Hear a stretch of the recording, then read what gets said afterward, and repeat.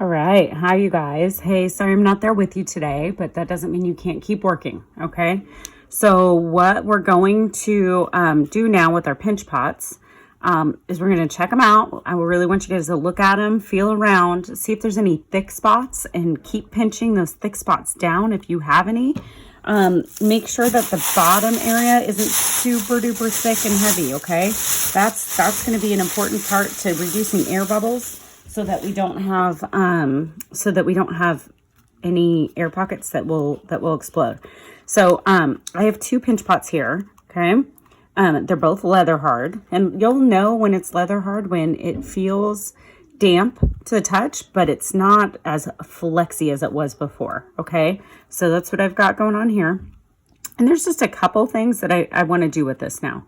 So one thing is I want to smooth out some imperfections. So what I'm doing is with the hand on the inside of my pot, I'm just applying a little bit of pressure, and then with my thumb, I'm going around and I'm just kind of smoothing things out. I really like leather hard because I can do these kinds of things, okay? And then also you have another tool with you, and that is the knife, okay? So with the knife, you can scrape away any bumps that you think that shouldn't be there or you don't want. And all it's really doing is kind of shaving off some of those bumps. So notice I'm using the back side of the knife, not this ridgy side, okay? So I'm just going along and smoothing things out, okay?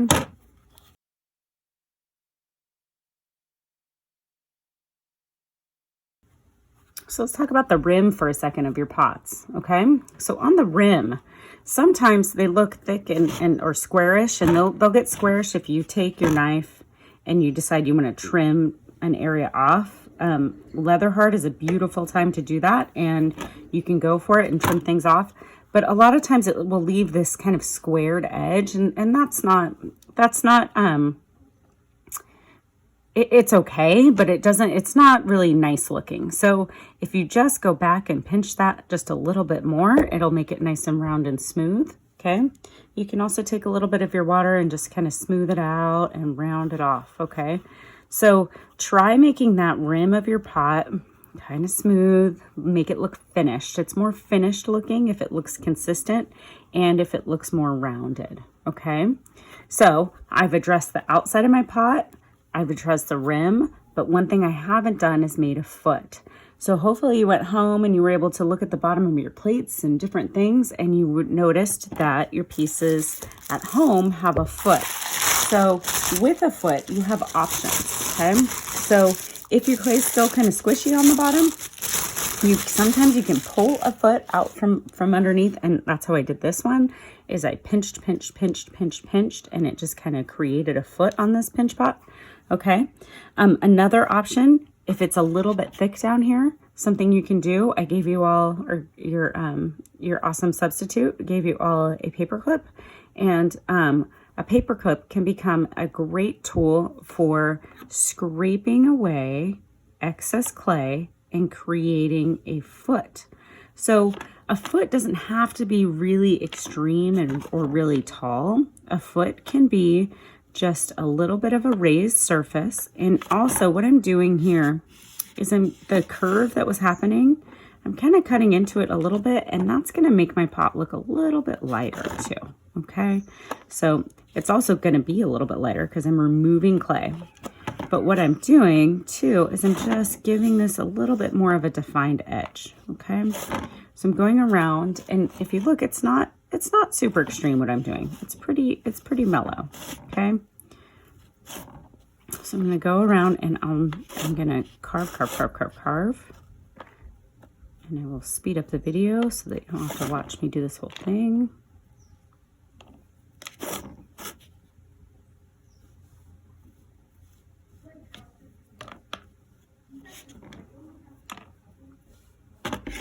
One thing to do too, you can kind of mark with the back side of your fork. And what I'm going to do is I'm actually going to go and I'm going to make a circle for the inside here. And I'm going to carve out this inside a little bit. Ooh, the fork is actually doing a beautiful job with carving as well. See, it's got that little scooper there. So I'm going to leave this, and then I'm going to take out this inside, and the fork, it's kind Kind of interesting how that worked out as a good tool. The fork is actually scraping a lot better than my paper clip, but I'm going to go back through and I'm going to clean up with my paper clip too. Now, I don't want to put a hole in the bottom of this, right? Unless I'm deciding maybe it becomes a little planter, which you can do that too. So if you want your piece to have a function, it can be a teacup, it can be it can hold liquid, it could hold a plant, it could hold a candle. You guys can decide what the function is later. But if you are planning on this being a planter, maybe you do want to put a little hole in the bottom there for drainage. Okay. So the back size fork is doing a fabulous job, okay? And you can start to see a foot emerge, okay? And then the paper clip does a great job too. So I just went through and I scooped that out, and now I'm using my finger and I'm kind of smoothing things out, okay? And this is a technique you can use if your pinch pot feels kind of thick on the bottom, okay? If it feels thin, another technique I'm going to show you here is to add a foot. So for those of you that have a bottom of your pot that might have a little extra clay to it, this is a great way to lighten it up and also get a little foot on there. So you will be required to have a foot on the bottom of your pot of some sort. Some of you will get more creative about your feet, and that is awesome, okay? I would like you to get it somewhat smooth before we apply the underglaze, okay? And you want to kind of have all the things all ready to go before we apply underglaze, okay? So here's a foot that was taken away. This one was a foot I had a lot and it was still mushy down here, so I was able to mush and turn and create a foot that way. So this is definitely more extreme than that one, but they're both still feet, okay? And then another thing that you can do is you can add a foot. All right, you guys, so to add a foot, let's talk about that. So these are the scraps off the pot, my pots that I was scraping away, and I'm just adding a little bit of water, and I'm reconstituting it and recycling it, making it back into usable clay, which is fabulous that you can recycle it. There are a few pieces of clay that are pre-cut if you need some. You don't need much, so they're not huge pieces. If you do take one, that becomes your clay and it goes into your Ziploc bag, okay? And here is where they are. Okay, one more thing. My guess is that a few of you will need a little bit more clay to finish your pots. And if you do, there is small chunks of clay pre-cut for you sitting on the table that is underneath the masks and stuff over here in this corner. Okay, when you go to grab one of these, make sure you have clean hands, and what you'll need to do is peel back the plastic wrap. Okay, so make sure you peel the plastic wrap back, grab the piece you need, and put the plastic wrap back so that this doesn't dry out. Okay, with that clay is yours and it stays in your bag. Okay, please don't bring it back over here. All right. Okay, so now that we're back, I'm going to show you how to add this to your pot, okay? So this pot doesn't have a foot yet. We have one that we carved a little bit out of. We have one that we pinched a little bit out of. And now we have one that we're going to add because it's too thin on the bottom. So now all I'm going to do is I'm going to take my clay and I'm going to make a little like snake, or it's also called a coil, out of the clay. I'm going to pinch it a little bit. And then on the bottom of my pot, what I really need to do, I can't just stick this on here. Like, that sounds like something that I should be able to do, but because this clay is drier than this clay, they will not, they won't stay together. They'll stick together with the moisture for a while, but they won't stick together in the kiln after firing because this piece dries out and this piece dries out. So what we have to do is called slipping and scoring. So with your fork, or the ridges on your knife also do a wonderful job. I'm just going to score up the bottom of this pot, okay? So like I was saying, your fork works too. You can just score, and all that's doing is making it kind of scratchy, okay? And then I'm also going to do that on the bottom of this little coil that I made. I'm going to scratch, scratch, scratch, scratch, scratch. And then I'm going to add a little bit of water to the bottom of this pot. Add a little water. So scratch or score and slip is what we're making right now. Remember I talked about slip being that first stage of clay, and it's when the mud is super sticky between your toes when you go to the lake, okay? So my foot, let's see, I kind of want it to go along with my paw a little bit more. So I'm going to add it on there. I'm going to squish it down, and then I'm going to go through, and I can go through with a little bit of water, and I can clean up all the things on the sides and make this look like I can honestly take this clay and I can kind of integrate it with my finger. And you can make it look like it came from the clay. It can look like it's all one piece. Okay. Test out your feet and make sure that they sit nice and your piece isn't too wobbly. Okay. And that fits pretty good. Right now I'm outside on a table, so the table's not super sturdy, but your tables in there should be pretty sturdy, and you should be able to see if it's sturdy enough, okay? So I'm gonna go through, I'm gonna clean this up, and I'm gonna make it look perfect because the next step is adding my underglaze for my sgraffito, okay? So I have a foot that I've added. Here's another way to add feet too. They don't have to be that coil. These were just some little balls of clay that I made in my fingers, scratched up the clay, right? Scratch, scratch, scratch, because I'm scoring and I want it to stick together through firing. The two pieces of clay don't like each other so much when they're all dry. So do you want them to be the same moisture when they're in moisture content in the spots where they connect, okay? So now I'm just gonna bloop, and that's how I added these feet. This one's kind of small. I'm gonna take it off. I don't think this pot needs it, but you have options on the kind of feet that you want to have on the bottom of your pot, okay? So also too, this pot's kind of hard, I noticed, and I still wanted to work on it. So I'm just gonna rub it with a little bit of water, and then I'm gonna work on it, because if it's too hard when you're working on it, and if any of you have a piece that's bone dry, it's super crispy, this might work, but be careful, because if it's really, really dry, it might fall apart, okay? So be careful while you're working on it, okay? So next step, now that I have my pots and I like how they look, I need to add my underglaze, okay? I'm gonna set this one aside, work on that one a little bit more. But we're gonna go back to this pot where I carved out the foot, okay? And now I'm gonna add my underglaze, okay? So I'm gonna I went over to the underglaze spot, and here is a clip on where you will find your underglaze and how to find your underglaze. Okay, you guys, your underglaze is going to be on the shelf by the front door, okay? So there's a couple things before you get your underglaze. Please wash your hands before you search through the colors to keep everybody safe. The color that you take is the color you keep, and you're going to keep it in your locker or your bag with your supplies, okay? Also, you only need one color for this project, okay? So here's a couple more things. As you look through each basket, they're in order of rainbow: reds, oranges, yellows, greens, blues, violets, and then we have browns, our neutral natural tones, and then blacks are here.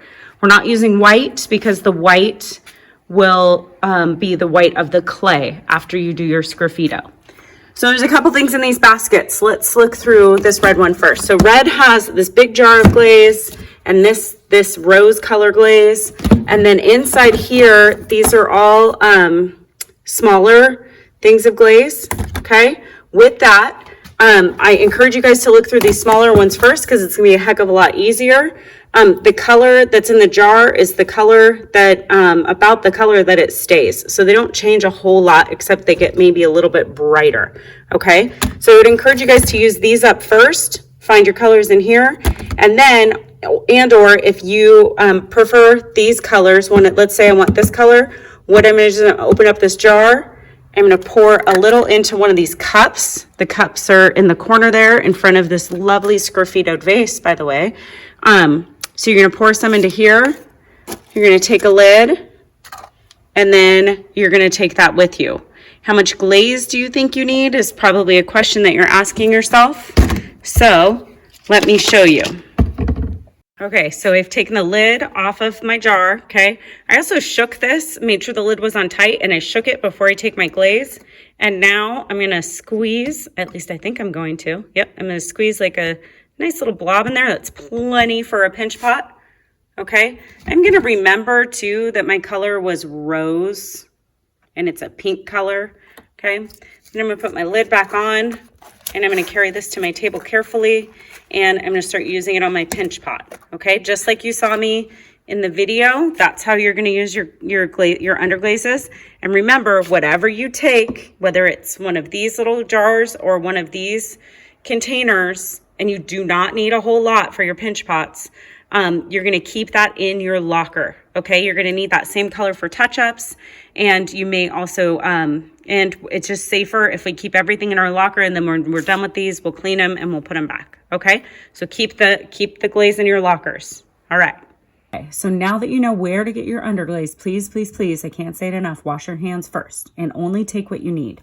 So I've gone to the same spot and I went and got Indian Summer, and this is like a reddish brown color, and I'm going to paint this on the outside of my pot with the paintbrush that I received at the beginning of class, okay?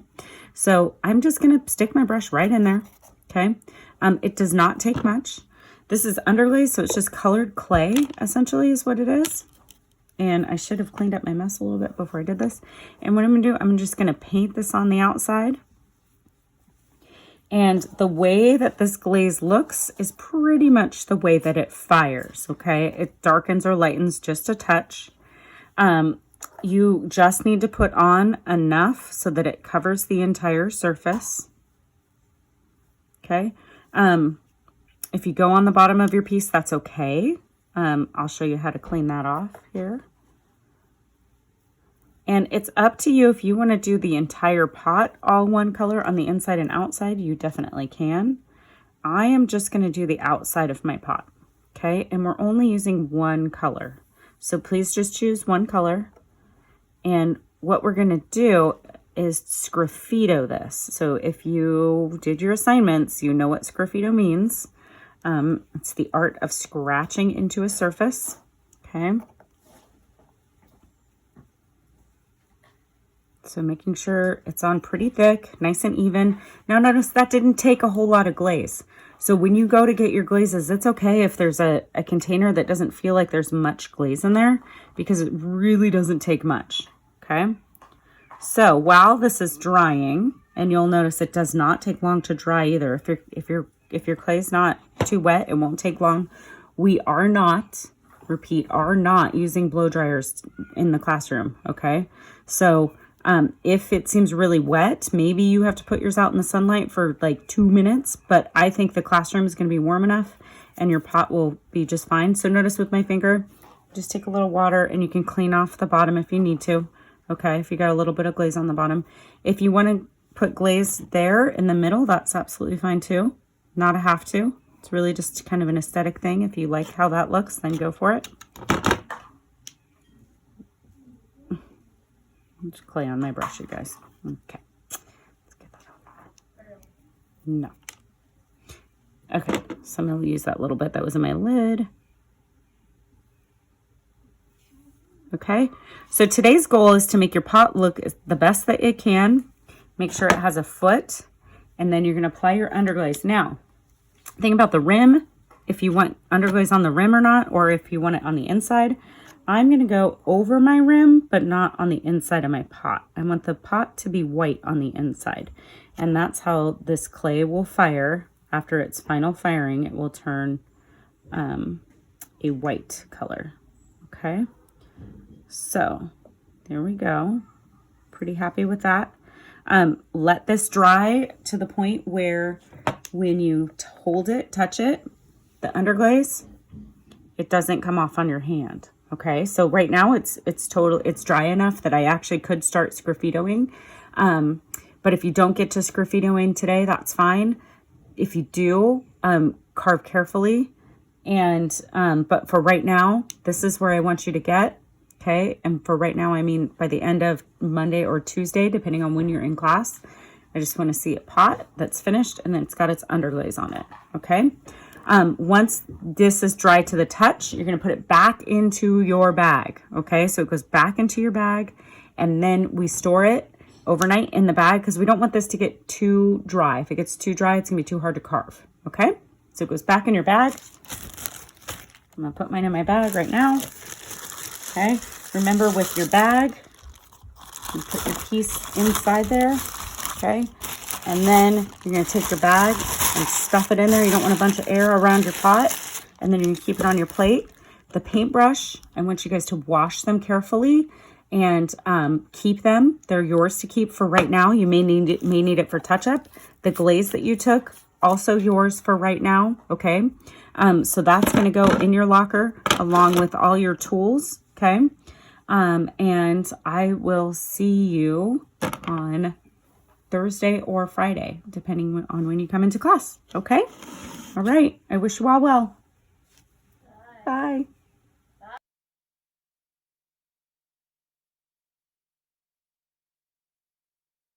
To those of you that have supplies on the table, that's awesome. You can keep them there. But what I wanted to show you was I have all these little boxes that are in the front of the room. If you would like to use those to store your paintbrush, your glaze, your knife, your fork, all your little things in, feel free to take a box and write your name on it. And then those of you that were storing your work on this table as well, you can do the same thing. Go ahead and take a box by the front door. Some of you had supplies on this table, and I put a shelving little thing over here to store your work too, because I'm going to need this table soon. Okay, so once again, if your supplies are one of these ones that we don't have a locker for, feel free to grab one of the boxes by the front door, write your name on it, and you can keep your paintbrush, your glaze, and your other supplies that fit in there to help keep you a little bit more organized. Okay?